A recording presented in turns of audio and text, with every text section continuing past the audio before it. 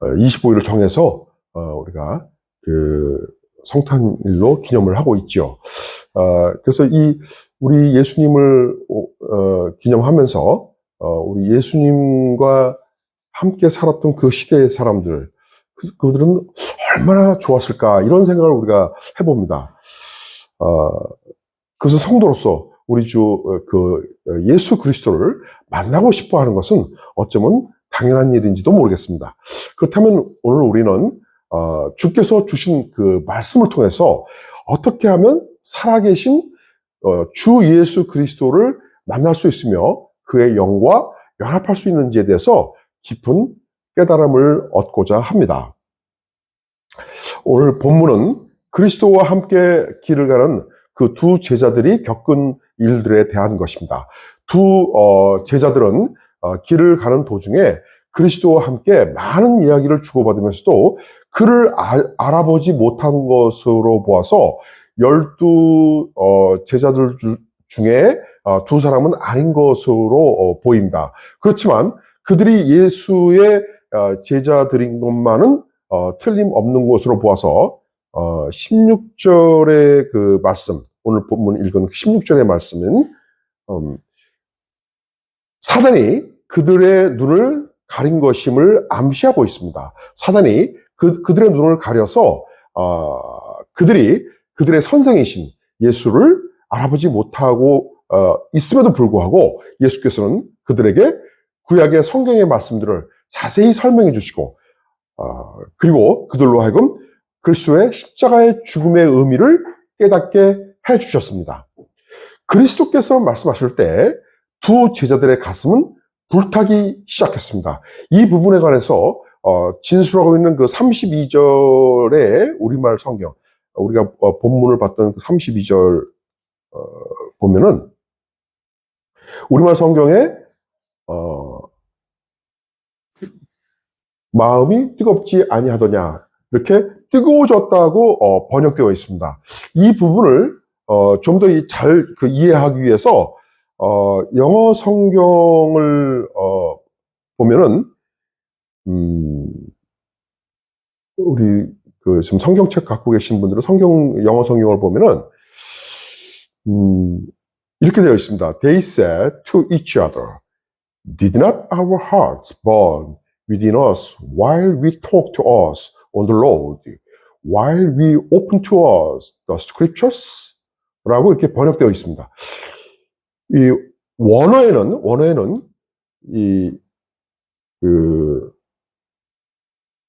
뜨거워졌다라는 이 말이 원어에는 까이오라고 하는 용어가 사용되었는데 그 뜻은 점화하다, 태우다, 그런 뜻입니다. 그런데 여기서 또 한 가지 주목할 점은 이 용어가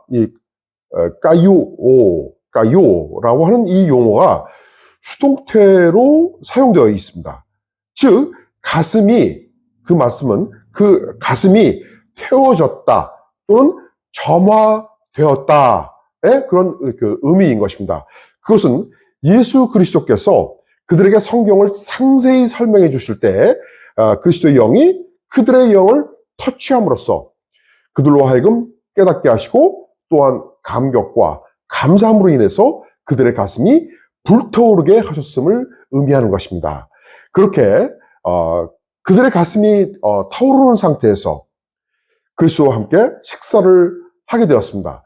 31절을 보면은 그들과 함께 음식 잡수실 때 떡을 가지사 축사하시고 떼어 그들에게 주시니 그들의 눈이 밝아져 그인 줄 알아보더니 예수는 그들에게 보이지 아니하시는지라 라고 말씀합니다. 즉 그리스도께서 떡을 떼시는 순간에 제자들이 그를 알아보게 되었다는 것입니다. 달리 말씀드리면 그리스도의 영이 그들의 영과 연합되었다는 것입니다.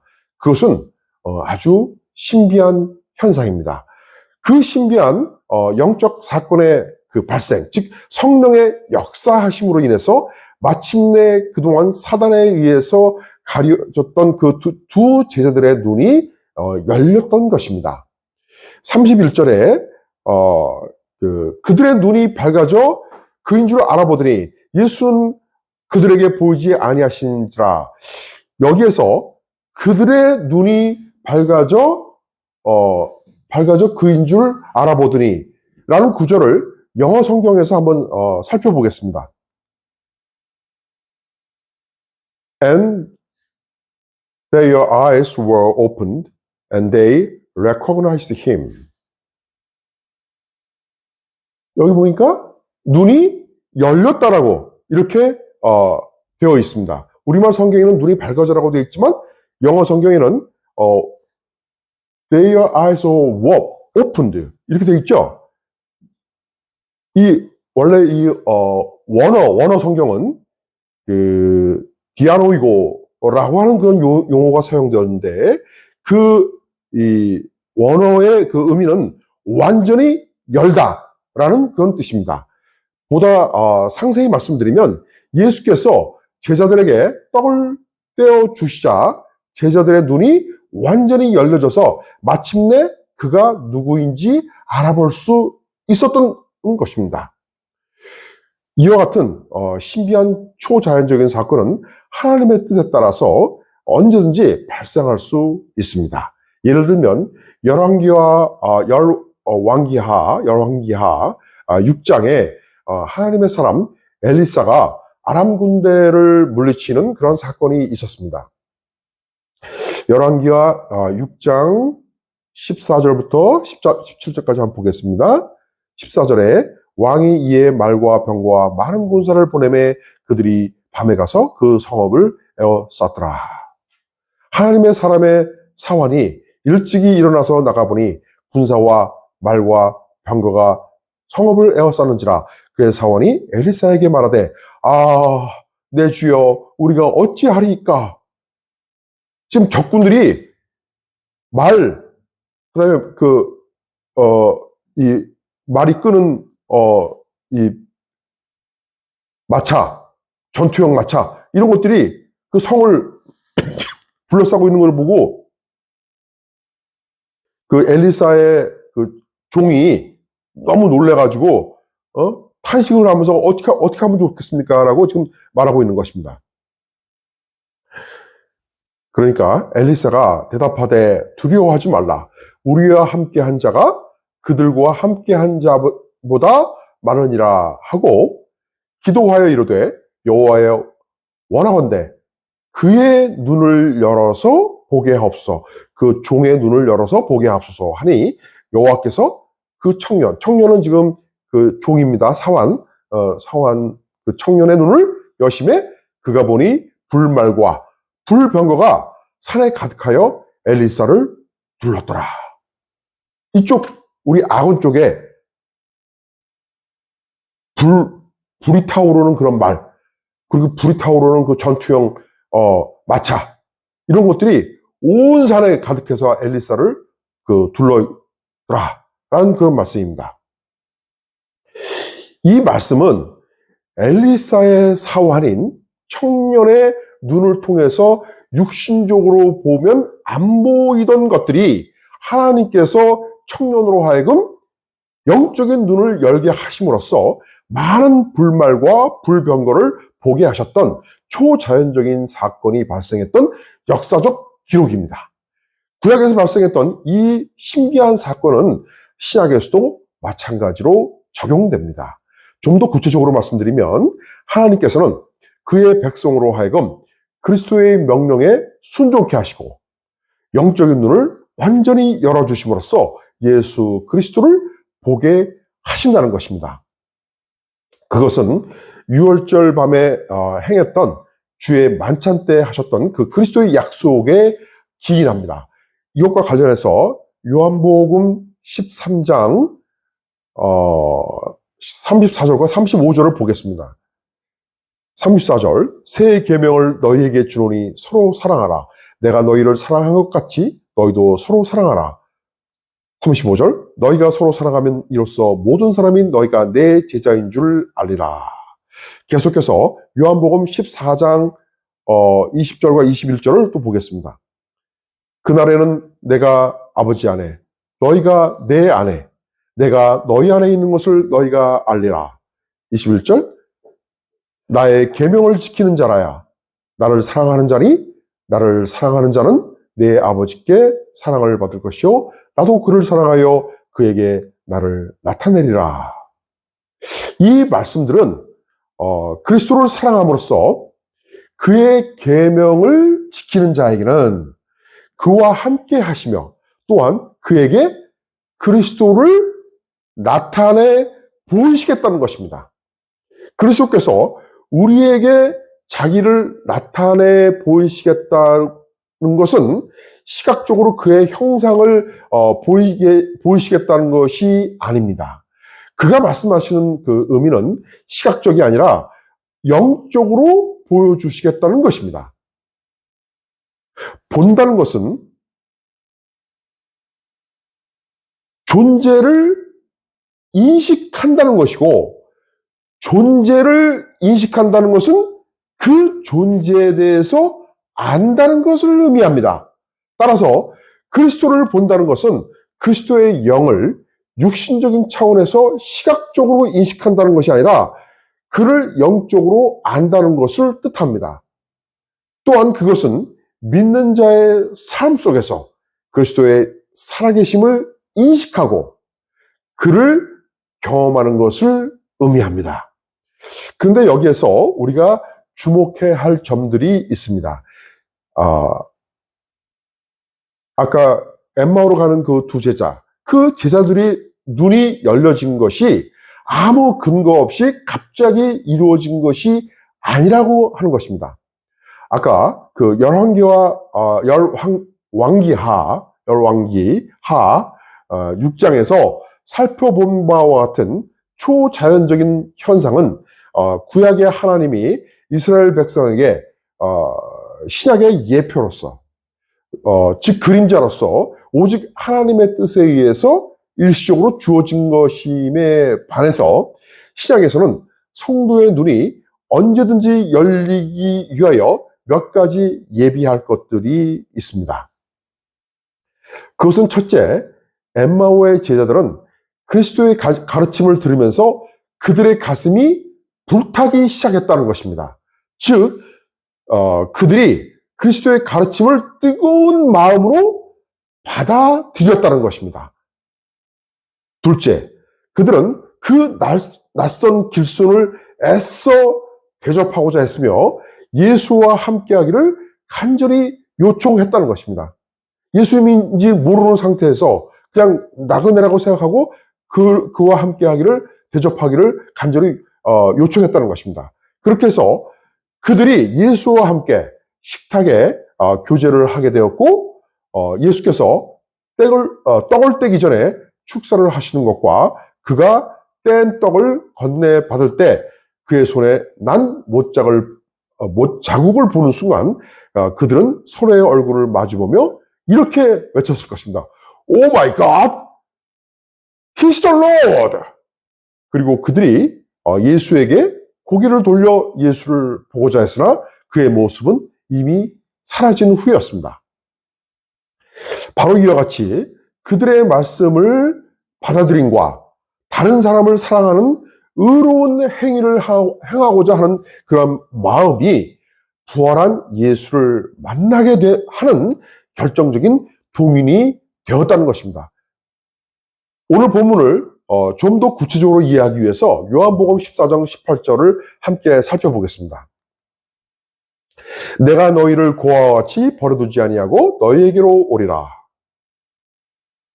이것은 유월절 만찬 직후에 십자가의 죽음을 앞둔 그리스도께서 근심하는 제자들에게 하신 약속의 말씀입니다.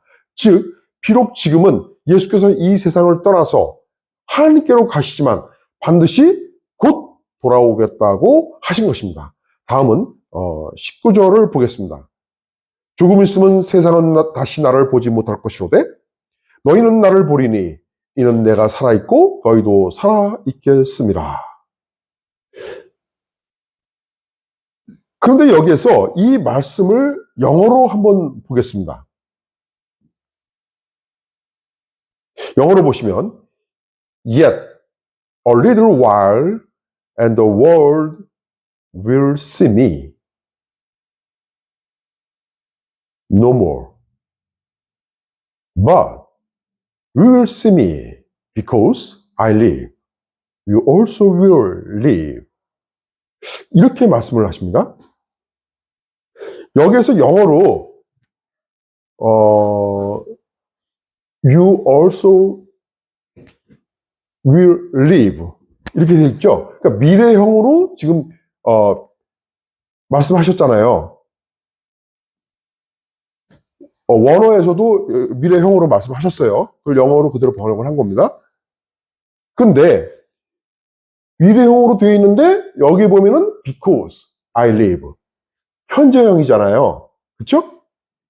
이 live라고 하는 동사는 현재형입니다. 조금 이상하죠? 예수께서 말씀하시기를 왜냐하면 내가 살 것이기 때문에 너희도 역시 살 것이다.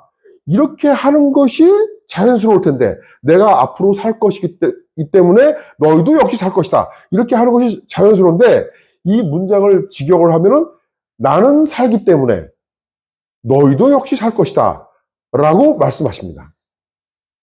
영어에서 이렇게 현재형의 동사인 live를 사용한 그 이유는 원어에서 사용된 동사의 시제가 현재형이기 때문입니다.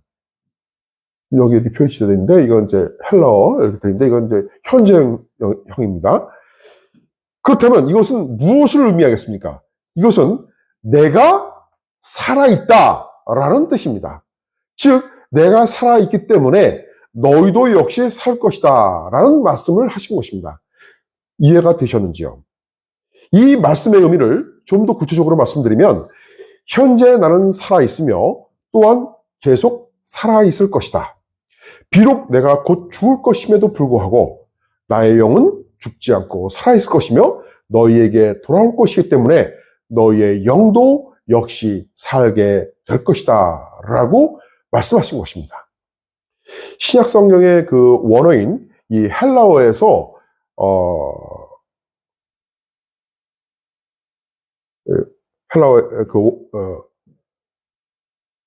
헬라어에서 이 동사의 그 현재형으로 되어 있는데 이 현재형은 현재를 나타내기도 하지만 때로는 그 문맥상에서 현재와 현재 진행형 그리고 미래 시제를 동시에 나타내기도 합니다. 헬라어의 그 독특한 그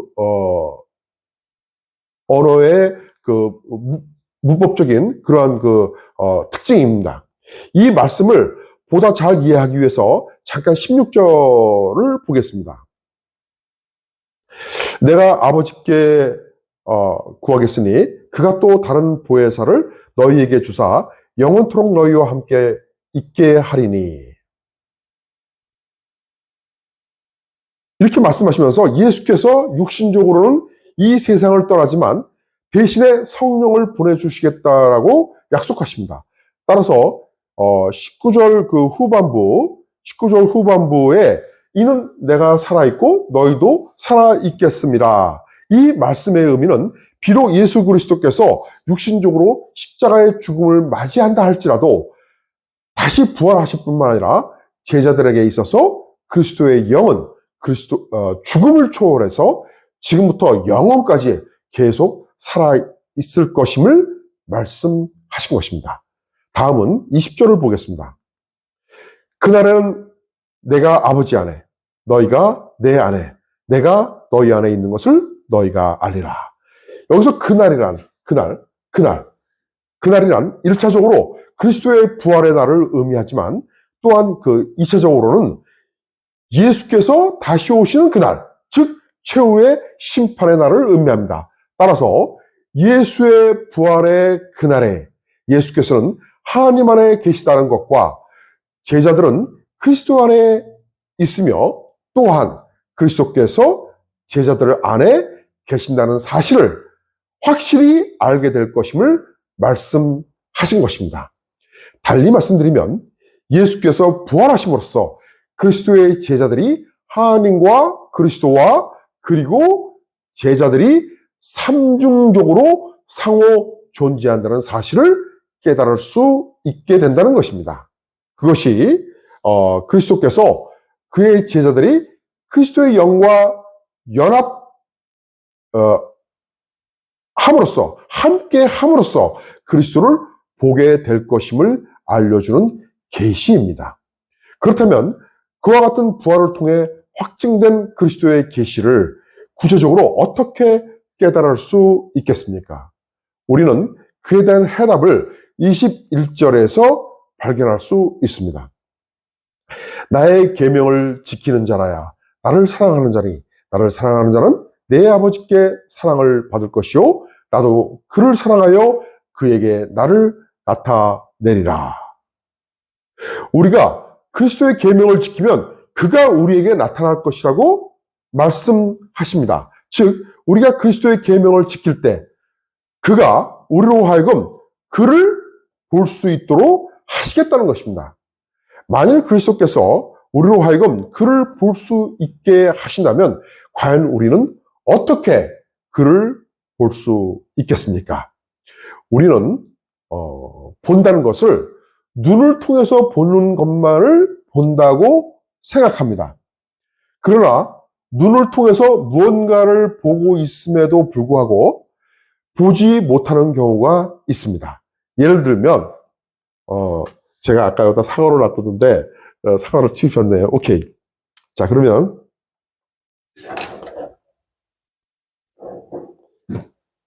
여기 컵이 있습니다.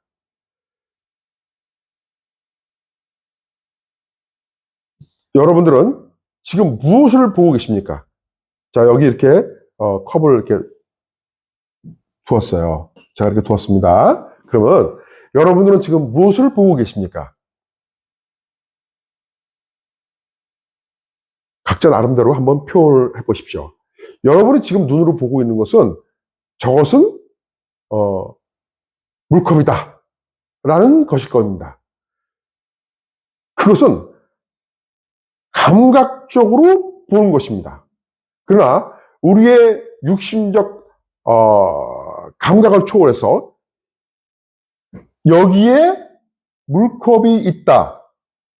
즉 여기에 물컵이 있음이라는 사실도 깨달을 수 있어야 합니다. 달리 표현하면 여기에 물컵이 존재하고 있음을 인식할 수 있어야 한다는 것입니다. 그것은 내가 이 물컵을 찾고 있거나 혹은 누군가가 나에게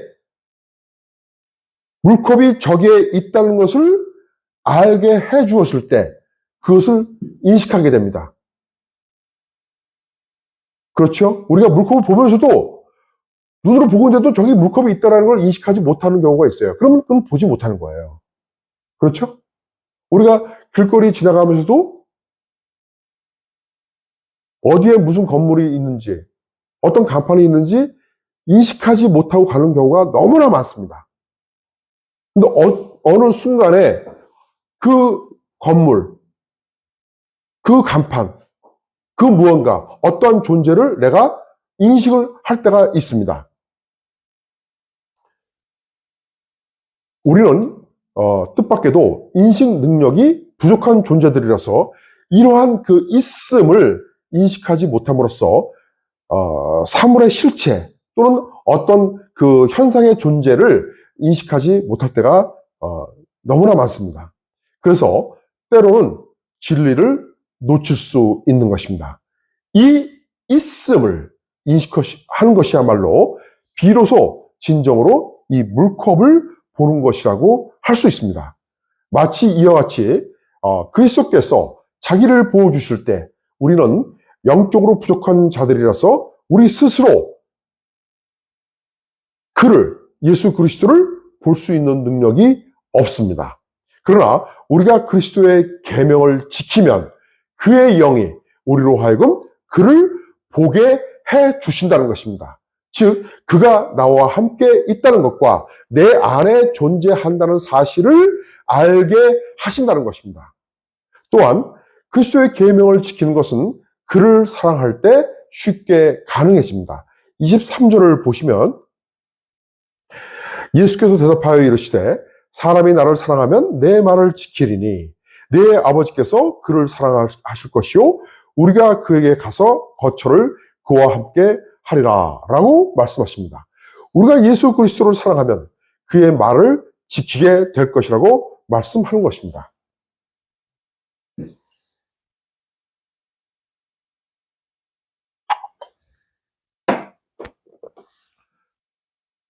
여기에서 우리가 주께서 주시는 그 통찰력을 가지고 21절과 23절의 말씀에 대해서 주목할 점이 있습니다. 21절에서는 나의 계명을 지키는 자야라고 말씀하셨는데 23절에서는 사람이 나를 사랑하면 내 말을 지키리니 라고 말씀하십니다. 왜 21절에서는 나의 계명을 지키라고 말씀하시고서는 23절에서는 내 말을 지키라고 말씀하신 것일까요? 좀 더 구체적으로 말씀드리면 계명이라는 것은 명령을 의미합니다. 그것은 계명을 지킨다는 것은 자발적이라기보다는 다소 강제적으로 행하는 것을 의미합니다. 반면에 누군가의 말을 지키는 것은 강제적이라기보다는 자발적으로 행하는 것을 의미합니다. 예를 들면 이런 겁니다. 지난번 파더스데이 때 어떤 어머니가 딸에게 파더스데이에 아버지에게 작은 선물이라도 반드시 해야 한다라고 그렇게 말했다고 합니다. 그때 그분의 딸이 말하기를 나 오늘 많이 바쁘지만 엄마가 그렇게 하라고 하시니까 지금 아버지께 드릴 선물 사러 왔어요. 라는 그런 문자가 왔더랍니다. 그때 그 딸의 행동은 자기의 자발적 의사보다는 엄마의 명령에 순종하기 위해서 행한 것이라고 볼 수 있습니다. 그 후 며칠이 지나서 딸에게 또 다른 문자가 왔었답니다. 그 문자의 내용은 엄마의 생일이 8월로서 아직 충분한 시간이 있음에도 불구하고 엄마를 위한 선물을 벌써 준비했다는 그러한 그 선물의 사진이었습니다. 예전에 딸이 엄마에게 생일 선물로 무엇을 받고 싶으시냐고 물었을 때 그분이 무언가를 갖고 싶다고 말씀하신 적이 있었기 때문입니다. 그때 그 딸의 행동은 순전히 자발적인 그런 행동이라고 자발적으로 행한 것이라고 볼 수 있습니다. 이와 같이 명령을 행하는 것과 말을 행하는 것에는 강제성을 띠느냐 자발성을 띠느냐에 따라 각각 구별됩니다. 요한복음 14장 21절은 그리스도께서 강제성을 가지고 그의 명령을 지킴으로써 하나님으로부터 사랑받을 것을 말씀하셨지만 바로 뒤에 이어서 23절에서는 그리스도를 사랑함으로써 자발적으로 그의 말을 지키라고 말씀하시는 것입니다. 뿐만 아니라 21절의 그 마지막 말씀에서는 계명을 지키는 자에게 나를 나타내리라고 말씀하셨지만 23절의 마지막에서는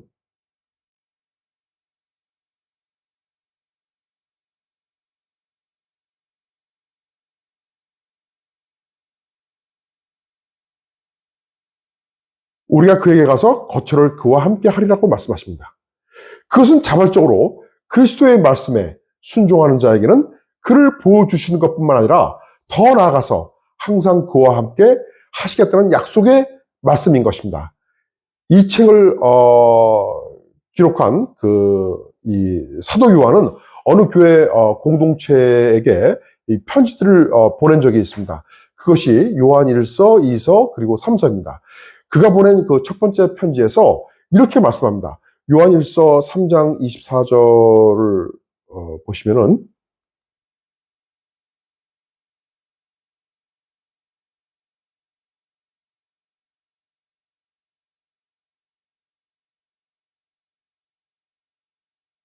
어, 23절, 3장 24절이 빠졌네요. 제가 읽어드리겠습니다.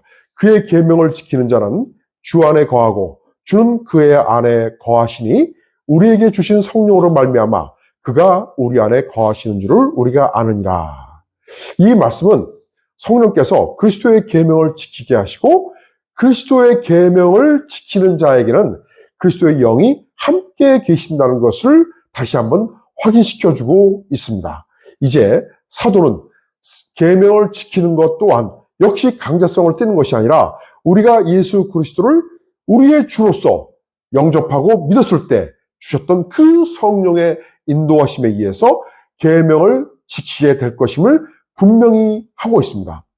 따라서 성령을 따라 그리스도의 말씀을 지키고 그의 계명을 지키게 되면 그리스도께서 우리 안에 거하시는 줄을, 즉 우리 안에 있음을 안다는 것입니다.